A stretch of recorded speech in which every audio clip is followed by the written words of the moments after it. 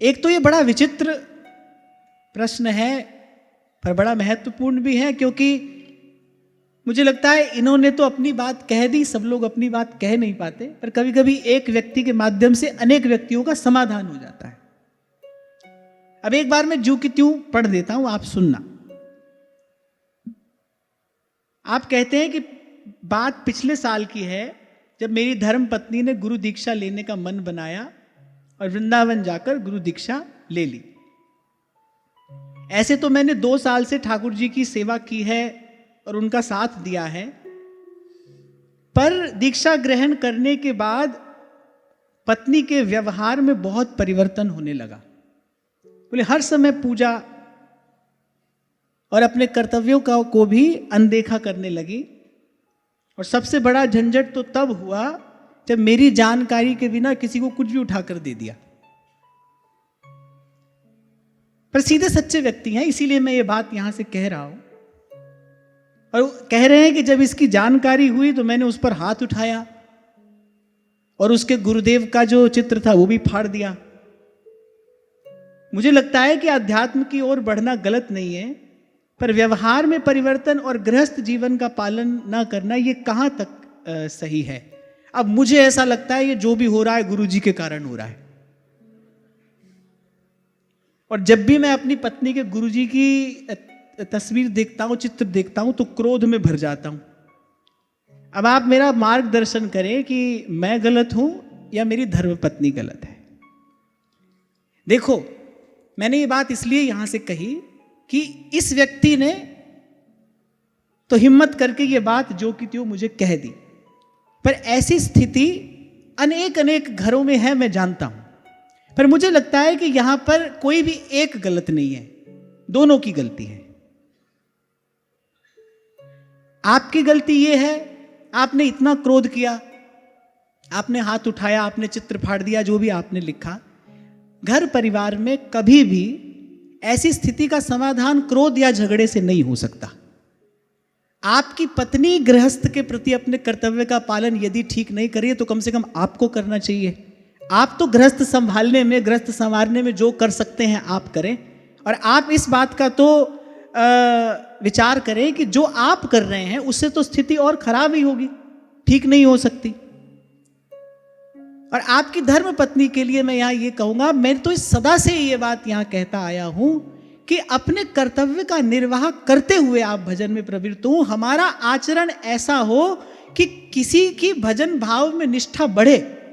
बहुत बार ऐसा भी देखा जाता है, क्षमा करना, पर माताएं बहनें भावावेश में आकर कुछ ऐसा निर्णय ले लेती हैं कि जो उनके घर के लोग होते हैं उनकी संतों से ही निष्ठा समाप्त हो जाती है, उनकी सत्संग से ही अरुचि हो जाती है।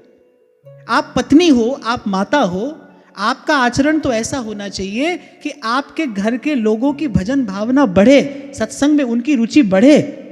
भावावेश में आकर ऐसा कोई भी कार्य नहीं करना चाहिए। इसलिए मैंने कहा भाई गलती दोनों की है, आपको भी समझना चाहिए। आपने कहा कि भाई हमसे बिना पूछे किसी को कुछ भी उठाकर दे दिया। अब भाई केवल आप तो स्वामी है नहीं,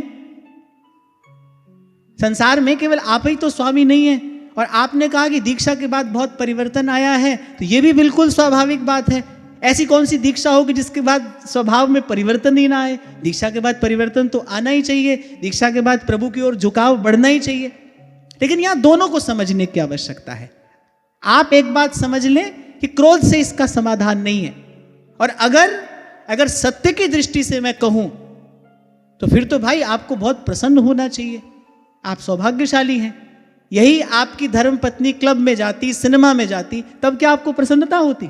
बहुत बार व्यक्ति कहता है कि थोड़ा अध्यात्म की तरफ झुकाव तो ठीक है, पर ये सब छोड़ देना ठीक नहीं है। अरे आज समाज की दशा जाकर देखो, जो लोग सुबह से शाम तक सिनेमा में, पार्टियों में, क्लबों में पड़े हैं, उनसे किसी को कोई शिकायत नहीं है। ये बड़ा आश्चर्य है कि माताएं बहनें सत्संग में अधिक आने लगे, सत्संग श्रवण करने लगे। और माताएं बहनें क्या, कोई भी हो, बालक अगर भजन अधिक करने लगे तो माता पिता को चिंता होने लगती है। मैं उनसे पूछता हूं, भाई तुम्हारा ये बालक कुसंग में पड़ जाता, तुम्हारा ये बालक किसी ऐसी आदत में पड़कर तुम्हारी सब जमा पूंजी नष्ट कर देता, दिन रात तुम्हें सताता, तुम्हारी चिंता का, क्लेश का कारण बनता, तब आपको प्रसन्नता होती। अरे आपको तो प्रसन्न होना चाहिए, बालक भजन के मार्ग पर चला है, सदमार्ग पर आगे बढ़ रहा है।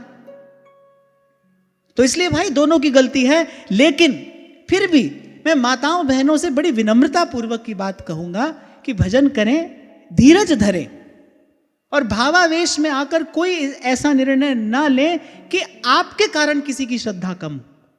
देखो भाई, वैसे तो हर जीव का अपना भाग्य है, अपना प्रारब्ध है, और मैंने ही आपसे यह भी कहा कर्तव्य का पालन भी करना है, पर एक सीमा तक करना है। पर जब तक आप गृहस्थ में हो तब तक भाई मुझे ऐसा लगता है कि इस प्रकार आपका आचरण हो, इस प्रकार आपका व्यवहार हो, इस प्रकार आप संतुलन बनाकर चलने का प्रयास करें कि आपके घर के लोगों की सत्संग में रुचि बढ़े, संतों में उनकी रुचि बढ़े। ये प्रश्न मैंने इसीलिए यहां पर उठाया, इसकी चर्चा इसीलिए की क्योंकि ऐसी स्थिति मैंने बहुत घरों में देखी है। ये तो सीधा सच्चा व्यक्ति है, इसने बात जो की थी वो मुझे कह दी, बहुत लोग कह नहीं पाते। माताएं बहनें कभी कभी ऐसा निर्णय ले लेती हैं, कोई ऐसी क्रिया कर बैठती हैं भाव में आकर कि उनके घर के लोग गुरु को ही शत्रु समझने लगते हैं, संतों में ही उनकी निष्ठा समाप्त होने लगती है। तो ऐसा आचरण प्रयासपूर्वक नहीं करना चाहिए। और भाई सबसे बड़ी बात, भजन तो बहुत भीतर की वस्तु है। मैं तो कहता हूं किसी को खबर ही क्यों पड़े कि आप भजन कर रहे हो। जो तेरे मन में सांच है कह ना जनाब, अरे अंतर्यामी जानी है अंतर्गत का भाव।